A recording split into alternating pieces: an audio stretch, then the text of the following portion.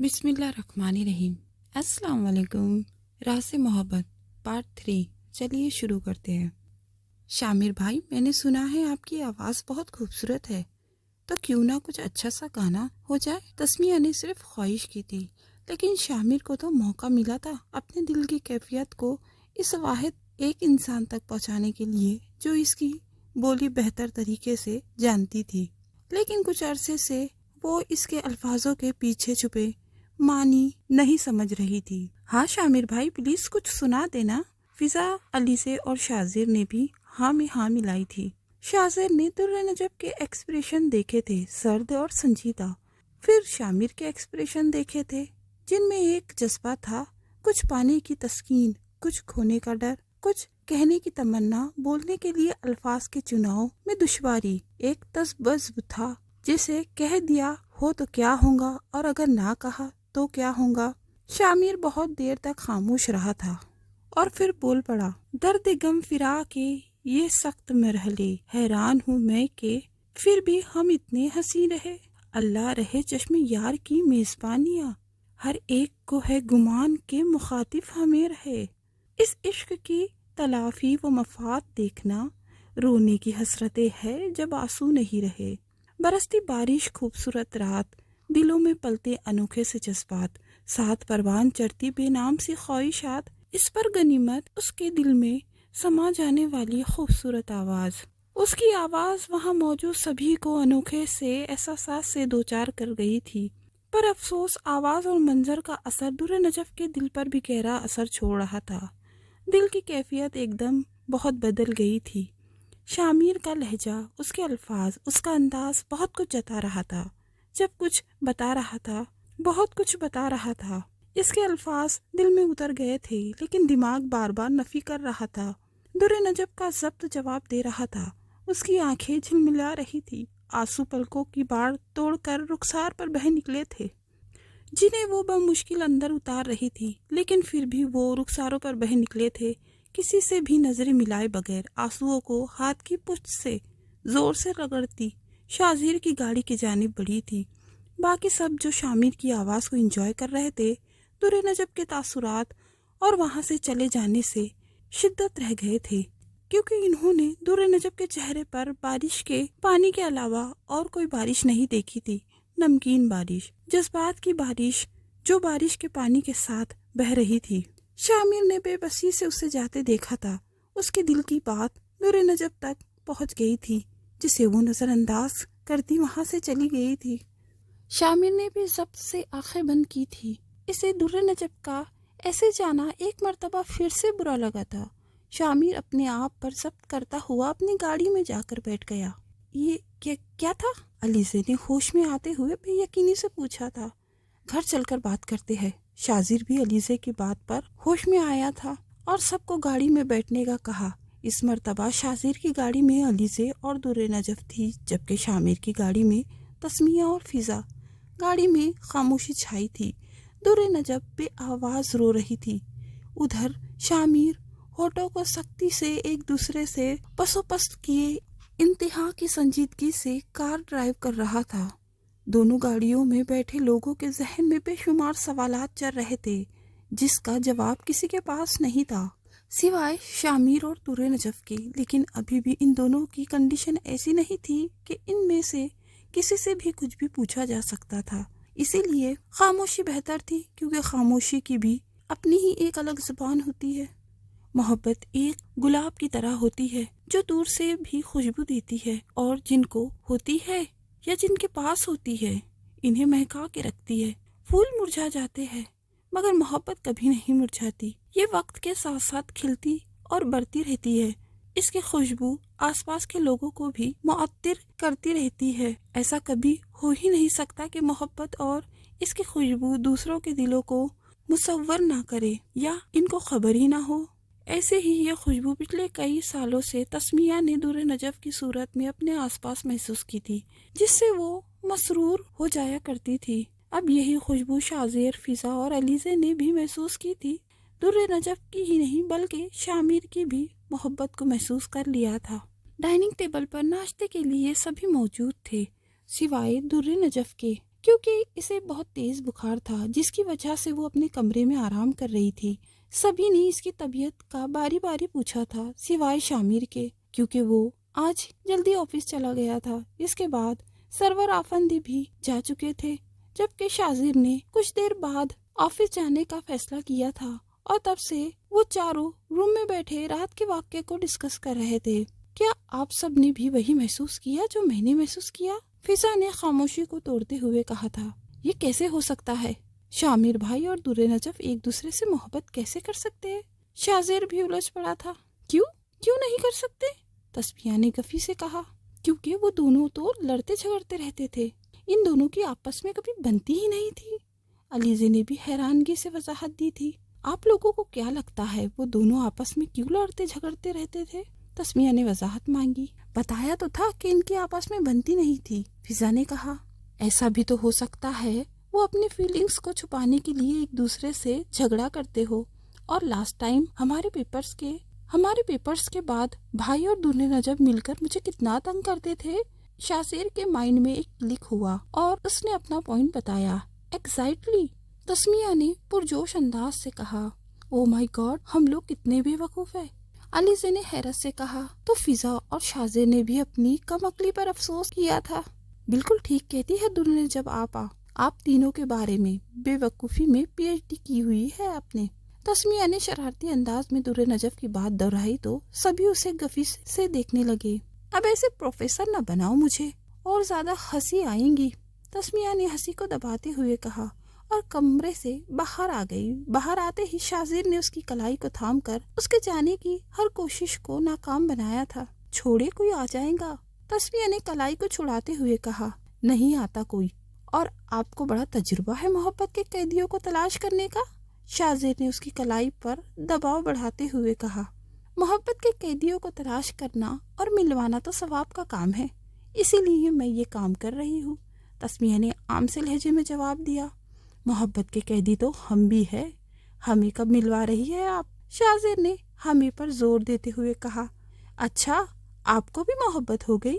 تسمیہ نے بناوٹی حیرانی سے کہا۔ جی بالکل، شاذر نے کلائی چھوڑتے ہوئے کہا۔ تو پھر آپ مومانی جان سے بات کریے نا کہ آپ کو آپ کی محبت سے ملوا دے، تسمیہ نے مناسب سا جواب دیا۔ سچ میں؟ شاذر نے تصدیق چاہی۔ جی بالکل، تسمیہ نے مسکراہٹ کو دباتے ہوئے کہا، اور وہاں سے بھاگ گئی، جبکہ شاذر کچھ حیرانی اور خوشی کے جذبات لیے وہاں کھڑا رہا تھا۔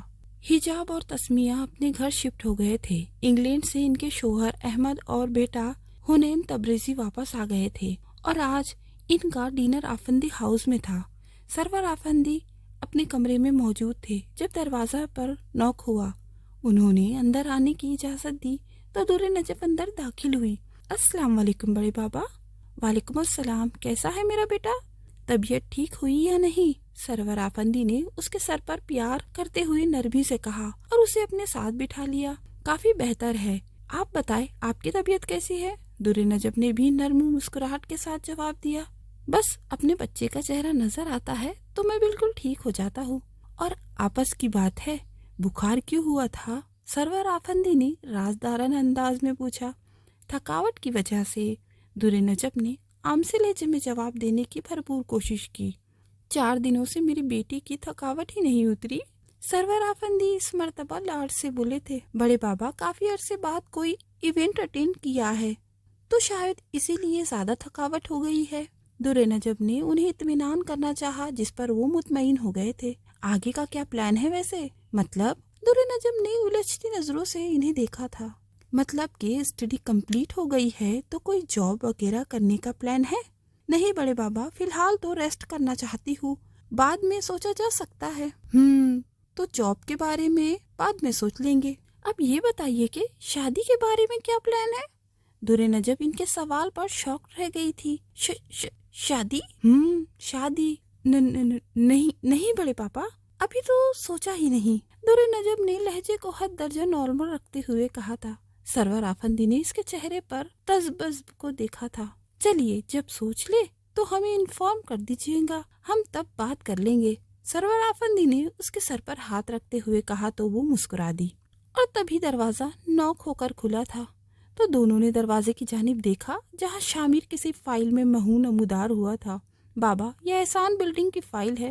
شامیر اپنے ہی بے دھیانی اور عجلت بھرے لہجے میں فائلز کو سرور آفندی کی جانب بڑھاتے ہوئے بولا تھا، لیکن چلتی زبان کو بریک تب لگا جب اس نے در نجف کو وہاں دیکھا۔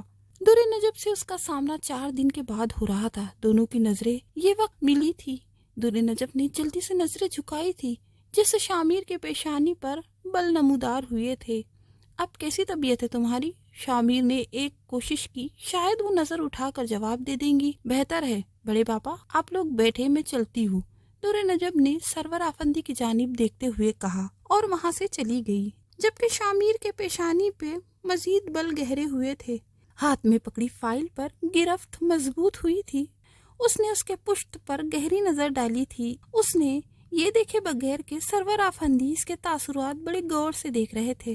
رات کو ڈنر کے بعد سبھی لاؤنج میں بیٹھے ہوئے تھے جب احمد تبریزی اور حجاب تبریزی سے سرور آفندی نے شاذر و تسمیہ کے رشتے کے لیے بات کی تو ان لوگوں نے خوش دلی سے رشتہ قبول کیا تھا، جس پر سبھی بہت خوش تھے۔ فضا، علیزی اور در نجف بار بار اسے تنگ کر رہی تھی جبکہ وہ گلاب کا پھول بنی بیٹھی تھی۔ ایسے ہی خوبصورت ڈنر کے بعد وہ لوگ اپنے گھر کے لیے روانہ ہو گئے تھے، جبکہ باقی سب اپنے اپنے کمرے میں چلے گئے تھے، جن میں در نجف بھی شامل تھی۔ در نجف اب بھی اپنے کمرے میں آئی تھی۔ اس نے دروازہ بند کیا تھا اور سینڈل اتارنے کے لیے جھکی ہی تھی کہ دروازہ کھلا اور کوئی اندر داخل ہوا۔ در نجف نے سر اٹھا کر دیکھا تو شامیر تھا، جو اب دروازے سے ٹیک لگائے اپنی لال آنکھوں سے اسے گھور رہا تھا، جو اسکین قمیض اور مہرون پاجامے میں لمبے بالوں کو کاندھے کے ایک جانب ڈالے جھکی کھڑی تھی۔ در نجف وقتاً سیدھی ہوئی، ہاتھ کاندھے پہ گیا تو وہاں دوپٹہ نہیں تھا۔ دوپٹہ بیڈ سے اٹھا کر اپنے کاندھوں پر اچھے سے پھیلایا اور اپنا رخ شامیر کی جانب کیا تو اس کا سر شامیر کے سینے سے ٹکرایا تھا۔ در نجف نے تیز ہوتے دل کے ساتھ قدم پیچھے لیے تھے اور اپنا اور اس کا فاصلہ برقرار رکھا تھا۔ آپ یہاں پر کیوں آئے ہیں؟ در نجف نے خشک ہوتے ہونٹوں کو زبان سے تر کرتے ہوئے پوچھا تھا۔ بات کرنے آیا ہوں تم سے، شامیر اس کی جانب قدم لیتا ہوا بولا تھا۔ کیوں؟ در نجف نے بے ساختہ اپنے قدم پیچھے لینا شروع کر دیے تھے۔ بات کیوں کرتے ہیں؟ شامیر کے قدم در نجف کی جانب اٹھ رہے تھے۔ پتہ نہیں۔ در نجف نے چند قدم پیچھے لیے تھے اور مزید کے لیے تگ و دد بھی کر رہی تھی، لیکن وہ قدم رائیگی جا رہے تھے کیونکہ اس کی پشت دیوار سے جا لگی تھی اور اسے اپنی جان فنا ہوتی نظر آ رہی تھی۔ کیوں کر رہی ہو تم میرے ساتھ یہ سب؟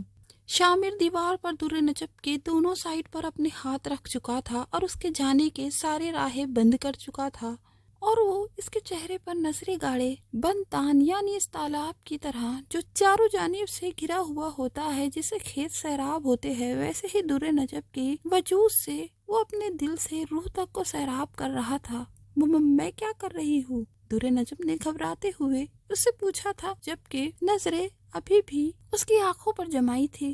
تمہاری نظر میں میری کوئی اوقات، کوئی اہمیت نہیں ہے جو تم یوں سب کے سامنے میری ذات کی نفی کرتی ہو؟ شامیر کے لہجے سے در نجف کو اپنے پورے جسم میں سرسراہٹ سی محسوس ہوئی تھی۔ آنکھیں فوراً بند کیے تھے۔ آپ غلط سمجھ رہے ہیں، در نجف نے اس مرتبہ اپنے لہجے کو مضبوط بناتے ہوئے کہا۔ تم آخر کہنا کیا چاہتی ہو؟ میں صرف یہ کہنا چاہ رہی ہوں کہ آپ کو ایسا کیوں لگا کہ میں آپ کو اگنور کر رہی ہوں، حالانکہ ہمارا شروع سے ایسا کوئی ریلیشن نہیں رہا کہ میں آپ کو اگنور کروں، اور آپ اس طرح سے اتنی رات کو میرے روم میں داخل ہو کر یہ سوال پوچھ رہے ہیں۔ پیچھے ہو کر بات کرے۔ در نجف کا پہلے سے کافی مضبوط لہجہ تھا۔ اپنے دونوں ہاتھ شامیر کے سینے پر رکھ کر اسے خود سے اتنا دور دھکا دیا تھا کہ وہ 5 قدم دور ہو گیا تھا۔ اگر بات مجھے ایسا لگنے کی ہے تو کیا تم نے مجھ پر اس عہد کو فوقیت نہیں دی؟ کیا اس رات تم سب کے ساتھ ہنس ہنس کر باتیں کرو اور میرے ساتھ کھڑے ہونے تک تم کو اعتراض ہو؟ سب کے ساتھ نارمل بیہیو کرو اور میرے ساتھ بات کرنا تو دور کی بات ہے، میری طرف دیکھنا بھی تمہیں گوارا نہیں ہے؟ تو کیا یہ میری ذات کی نفی نہیں ہے؟ شامیر کا لہجہ اور انداز جلن سے لبریز تھے۔ شامیر کیا بول رہا تھا اسے خود بھی معلوم نہیں تھا۔ جو خولن تھی اتنے دنوں کی، آج وہ باہر نکل رہی تھی۔ اس کے الفاظوں کے زیر اثر در نجف کو اپنا سانس بند ہوتا محسوس ہو رہا تھا۔ آپ کو اندازہ ہے آپ کیا بول رہے ہیں؟ در نجب نے شدید حیرت کے زیر اثر کہا تھا۔ نہیں، مجھے نہیں اندازہ میں کیا بول رہا ہوں، اور مجھے ان کے مطلب بھی نہیں سمجھے۔ میں یہاں بس ایک بات کہنے آیا ہوں، مجھے تم آئندہ عہد کے ساتھ نظر نہ آؤ، ورنہ میں جو کروں گا وہ تم برداشت نہیں کر پاؤں گی۔ اور ایک آخری بات، اتنی رات کو اس کمرے میں آنے کی تو ادھار رہا، اب میں تمہارے کمرے میں نہیں آؤں گا، بلکہ تم پورے حقوق کے ساتھ میرے کمرے میں آؤں گی۔ اس ننھے سے دماغ میں یہ بات بٹھا لو۔ اس کی پیشانی پر شہادت کی انگلی سے دستک دیتے ہوئے شامر نے کہا، اور ایک نظر اس کے سفید پڑتے چہرے پر ڈالتے ہوئے جیسے آیا تھا ویسے ہی چلا گیا، جبکہ در نجب اس کی آخری بات پر غور کرتی رہ گئی تھی۔ مرے مدرے قدموں سے بیڈ پر آ کر بیٹھی تھی، سائڈ ٹیبل پر پڑے پانی کا گلاس کو بے ساختہ لبوں سے لگایا تھا اور ایک ہی سانس میں ختم کر ڈالا تھا۔ ابھی گلاس ہاتھ میں ہی تھا جب دروازے پر پھر دستک ہوئی تھی۔ در نجب اچھل پڑی تھی، گلاس نیچے گرتے گرتے بچا تھا۔ کون ہے؟ ڈرتے ڈرتے اس نے پوچھا، اور تبھی بطول افندی اور زہرا افندی اندر داخل ہوئی تھی۔ کیا کر رہی ہے ہماری بیٹی؟ زہرا افندی نے اس کے پاس بیٹھتے ہوئے بولا، جبکہ بطول افندی بھی اس سے کچھ فاصلے پر بیٹھ گئی تھی۔ کچھ نہیں، آپ لوگ یہاں پر؟ در نجب نے حیرانی سے پوچھا تھا۔ کیوں، ہم لوگ یہاں نہیں آ سکتے کیا؟ زہرا افندی نے گفی سے کہا تھا۔ ارے نہیں، ایسی بات نہیں ہے۔ تو پھر کیسی بات ہے؟ بطول افندی نے بھی کہا تھا۔ خوشی ہو رہی ہے آپ لوگوں کو اپنے کمرے میں دیکھ کر۔ سچی؟ زہرا افندی نے شاکی نظروں سے دیکھتے ہوئے کہا تھا۔ مجھے بڑی ماما، زہرا افندی کے ہاتھوں کو تھامتے ہوئے در نجب نے کہا تھا، اپنے لہجے کو حد درجہ نارمل رکھنے کی بھرپور کوشش کر رہی تھی۔ ہماری بیٹی بہت پیاری ہے۔ کیوں بطول؟ زہرا افندی نے اس کی پیشانی کو چومتے ہوئے کہا۔ بالکل بھابی، بطول افندی نے کہا اور نظر جھکا لی۔ مجھے تو دال میں کچھ کالا نظر آ رہا ہے، در نجب نے شرارتی انداز میں کہا۔ نہیں میری جان، دال میں کچھ کالا نہیں ہے، بلکہ پوری دال ہی کالی ہے، زہرا افندی نے بھی شرارتی انداز میں کہا۔ تو پھر بتائیے کیا بات ہے؟ در نجب نے گھبراتے ہوئے پوچھ لیا۔ بات یہ ہے نجب کہ شیراز بھائی نے تمہارے لیے عہد کا رشتہ مانگا ہے۔ بطول افندی نے اس کے سر پر جیسے بم پھوڑا تھا۔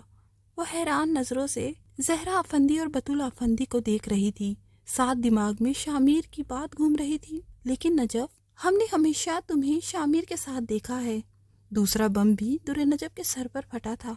سرور بھائی کی، زہرا بھابی کی اور میری بھی یہی خواہش ہے کہ تمہاری شادی شامیر سے ہو۔ بطول افندی نے اس کے تاثرات کو دیکھتے ہوئے آرام اور ٹھہر ٹھہر کر بات کی تھی، اور در نجب سب کچھ کسی ٹرانسفر کسی کیفیت میں سن رہی تھی۔ یہ ہماری نہیں بلکہ تمہارے بابا کی بھی یہی خواہش تھی۔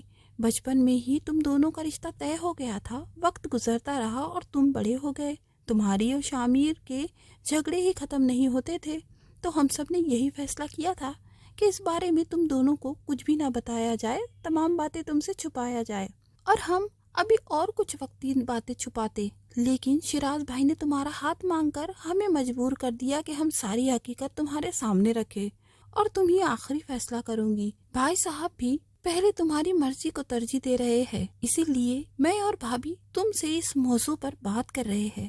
بطول افندی نے بہت ہی نرمی سے اس کا ہاتھ سہلاتے ہوئے ٹھہر ٹھہر کر بول رہی تھی، جبکہ زہرا افندی چپ بیٹھی ہوئی تھی اور در نجب سر جھکا کر سب باتیں سن رہی تھی، آنسو پینے اور مضبوط ہونے کی ناکام کوشش کر رہی تھی۔ دیکھو نجب، تمہارے پاس دو آپشن ہیں، ایک عہد جو بہت سلجھا ہوا اور ویل مینڈیڈ ہے، جبکہ شامیر کی ہر اچھی بری عادت کو تم سے بہتر اور کوئی نہیں جان سکتا۔ تم جتنا وقت لینا چاہتی ہو لے سکتی ہو، لیکن فیصلہ جو بھی کرنا سوچ سمجھ کر کرنا۔ بطول افندی نے اس پر واضح کر دیا تھا اور پھر چپ ہو کر اس کے بولنے کا انتظار کرنے لگی۔ ماما، آپ کو پتا ہے عہد علی سے میں انٹرسٹڈ ہے، پھر بھی میرا رشتہ؟ در نجف نے دونوں کی جانب دیکھتے ہوئے کہا تھا، جس پر وہ دونوں خاموش ہو گئی تھی۔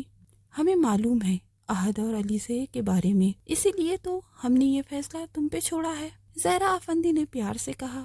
بڑی ماما، آپ کو پتا ہے میری اور شامیر کی کبھی نہیں بنی، چھوٹی چھوٹی باتوں پر ہم اتنا جھگڑتے ہیں، لیکن یہ پوری زندگی کا فیصلہ ہے، مجھے نہیں لگتا کہ ہم کبھی بھی ایڈجسٹ کر پائیں گے۔ در نجف نے دل پر پتھر رکھ کر شامیر کی باتوں کو بھلا اس رشتے کی سب سے بڑی خامی بتائی تھی اور انہیں اس سے باز رکھنا چاہا تھا، لیکن وہ دونوں اس کی بات پر مسکرائی تھی۔ بھابھی، ہماری در نجف نے ہمیشہ ہی وہ کیا جو اس کے دل نے چاہا، لیکن ایک فیصلہ وہ دماغ سے کر گئی جو اتنے سال ہمارے لیے باعث اذیت کا باعث بنا تھا، اور آج بھی یہ فیصلہ وہ دماغ سے کر رہی ہے۔ بطول افندی نے آپ دیدہ ہوتے ہوئے کہا تھا، دیکھو نجف، ہم نہیں جانتے تمہارے اور شامر کے درمیان کیا کشادگی چل رہی ہے، کیا غلط فہمی ہے تم دونوں میں، لیکن ہم اتنا ضرور جانتے ہیں تم دونوں دماغ سے فیصلہ کرتے ہو، کیونکہ دل کی آواز کو دونوں ہی فراموش کر دیتے ہو۔ زہرا افندی نے اسے سمجھاتے ہوئے کہا، نجف، ہم چاہتے ہیں تم اپنے دل سے فیصلہ کرو۔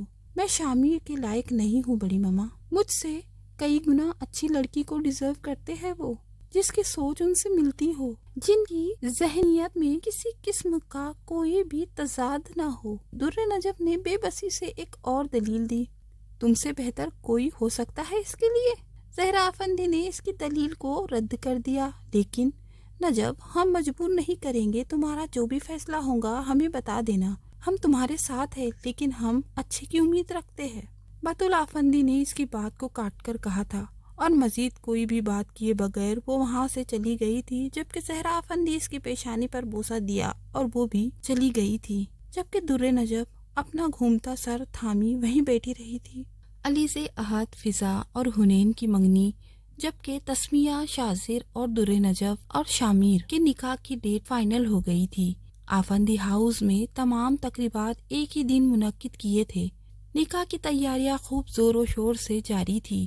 تسمیہ اور شاذر، فضا، حنین، علی سے احد دل جمی سے تیاریاں کر رہے تھے۔ آفندی ہاؤس میں ہر کوئی خوش تھا، مطمئن تھا۔ ان سب میں دو نقوش بالکل خاموش ہو گئے تھے۔ ایک وجود مطمئن تھا تو دوسرا وجود ہر کسی کو نظر انداز کرتی رہتی تھی، سارا دن کمرے میں گزارتی۔ لنچ اور ڈنر کے وقت وہ کمرے سے باہر آتی، جب شامر نہیں ہوتا تھا سب کے ساتھ کرتی تھی۔ نکاح کے لیے ہاں در نجف نے بہت سوچ سمجھ کر کی تھی، وہ اپنا آپ، اپنی انا بھول سکتی تھی، لیکن احد اور علیزے کے درمیان نہیں آ سکتی تھی۔ اسی لیے در نجف نے اپنی تمام تر تکلیفوں کو اور جذبات کو ایک جانب رکھ کر شامر کے نکاح کے لیے ہاں کی تھی، لیکن اس کے سامنے آنے سے گریز کر رہی تھی۔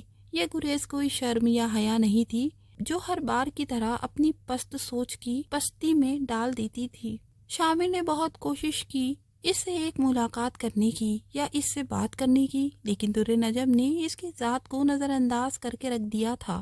شامر کا اس سے سامنا بہت ہی کم ہوتا تھا۔ ادھر سے در نجف ایسے غائب تھی جیسے کبھی سامنا ہی نہیں ہوگا، لیکن ہوتا وہی ہے جو قسمت میں لکھا ہوتا ہے۔ زہرا افندی، بطول افندی، حجاب تبریزی، شاذر، تسمیہ، فضا، علی سے احد، حنین، سبھی لوگ مشترکہ شاپنگ کے لیے گئے ہوئے تھے، اور گھر میں صرف در نجف تھی جو اپنی طبیعت خرابی کا بہانہ کر کے گھر ہی رک گئی تھی، کیونکہ آفس سے شامر نے بھی انہیں جوائن کرنا تھا، اور شامر کا سامنا ہی تو وہ نہیں کرنا چاہتی تھی۔ موسم میں ہلکی ہلکی خنکی چھائی ہوئی تھی۔ در نجف شاور لے کر گیلے بالوں میں کنگھی کرنے کے بعد ویسے ہی لاؤنج میں آ گئی تھی۔ بالوں کی لٹوں سے گرتے موتی اس کے کمر کو بھگو رہے تھے، اور وہ ان سب سے بے پرواہ سی صوفے پر بیٹھی ہوئی تھی، اور بیٹھے بیٹھے کب اس کی آنکھ لگی احساس ہی نہ ہوا۔ احساس تو تب ہوا جب اسے ایک مانوس سی خوشبو کا حالہ اپنے آس پاس محسوس ہوا۔ وہ خوشبو اس کے اتنے پاس تھی کہ اسے گمان ہوا کہ وہ اس شخصیت کی سنگت میں ہے جو اس کے دل کی کسی خانوں میں رہتا ہے۔ در نجف نے گہری سانس لے کر اس خوشبو کو اپنے اندر اتارا۔ اپنے پاس کسی کی موجودگی کو محسوس کرتے ہوئے آنکھیں کھولی تو شامر اس کے ساتھ بیٹھا، اس کے موہنے چہرے کو فرصت سے دیکھنے میں مہر تھا۔ در نجف نے گھبرا کر اٹھنا چاہا تھا، لیکن شامر نے اس کی کلائی کو پکڑ کر واپس بٹھا لیا، جیسے اسے معلوم تھا اب وہ کیا کریں گی۔ شامر، پلیز، مجھے آپ سے کوئی بات نہیں کرنی، میرا ہاتھ چھوڑے۔ در نجف اس کی حرکت پر حیران رہ گئی تھی، کیونکہ اتنے سال سے شامر اسے صرف زبان سے ہی مخاطب کرتا تھا، اور اب اسے کیا ہو گیا تھا؟ اس رات کمرے میں آنے والی حرکت، اور اب یہ ہاتھ پکڑنے والی حرکت۔ در نجف نے لہجے کو ہموار رکھتے ہوئے اپنی کلائی چھڑانی چاہی تھی، لیکن شامر کی گرفت اور زیادہ مضبوط ہوئی تھی۔ شامر پلیز، دور نجب نے ایک اور کوشش کی تھی، لیکن شامر ایک دم سے اٹھا اور اپنے کمرے کی جانب بڑھنے لگا اور دور نجب کی کلائی اس کے ہاتھ میں ہی تھی اور وہ اس کے ساتھ بھاگنے کے سے انداز میں گھسیٹی جا رہی تھی۔ کمرے میں داخل ہو کے شامر نے اس کی کلائی ایک جھٹکے سے چھوڑی تھی، جس سے وہ بمشکل گرتے گرتے بچی تھی۔ دور نجب نے چہرہ گھما کر دیکھا تو شامر کمرے کا دروازہ لاک کر رہا تھا۔ شامر، یہ کیا طریقہ ہے؟ دور نجب نے شامر کو دروازہ لاک کرتے اور اپنی جانب بڑھتے ہوئے دیکھا تو کہا، مجھے باہر جانے دیجیے۔ دور نجب نے غصے سے کہا تھا اور دروازے کی جانب بڑھنے لگی تھی جب شامر نے اسے دونوں کاندھوں سے پکڑ کر دیوار سے اس کی پشت لگا دی تھی۔ دیوار پہ اس کے دونوں جانب اپنے ہاتھ رکھ دیے تھے تاکہ وہ کہیں بھاگ نہ جائے۔ غصہ، بے چینی، اضطراب کے تاثرات لیے وہ اپنی لہو چلکتی آنکھوں سے دور نجب کے چہرے کو دیکھ رہا تھا، جہاں حیرانی، پریشانی، گھبراہٹ اور اس قدر شامر کی قربت سے تذبذب کا شکار ہو رہی تھی۔ ہمت کر کے اس نے شامر کی جانب دیکھا۔ شامر، یہ کوئی طریقہ نہیں ہے بات کرنے کا۔ لہجے کو تھوڑا غصے والا بناتے ہوئے دور نجب نے کہا، شاہ کہو۔ اس کے چہرے کی اڑی رنگت کو دیکھتے ہوئے شامر مزید اسے بوکھلانے پر مجبور کر رہا تھا۔ جو بھی ہے، یہ کوئی طریقہ نہیں ہے بات کرنے کا، تو پھر تم سکھا دو مجھے تو نہیں آتا۔ تھوڑا دور رہ کر بات کرے۔ دور نجب نے نظروں کا زاویہ بدلتے ہوئے کہا تھا۔ اس کی کنفیوز شکل سے محفوظ ہوتے ہوئے شامر نے اپنی لبوں پر مسکراہٹ دبائی تھی۔ کیوں کیا؟ مجھے یہ سب کچھ پسند نہیں ہے۔ کیا یہ کافی نہیں ہے؟ اور مجھے تمہارے قریب آنا پسند ہے اور میرے لیے یہی کافی ہے، شامر نے انتہائی پرسکون انداز میں کہا تھا۔ نظریں دور نجب کے چہرے کا طواف کر رہی تھی، جس کو شامر فرصت سے دیکھنے میں مہو تھا۔ وہ نظریں جھکائے کھڑی تھی، کچھ لمحے خاموشی کی نظر ہوئے تھے۔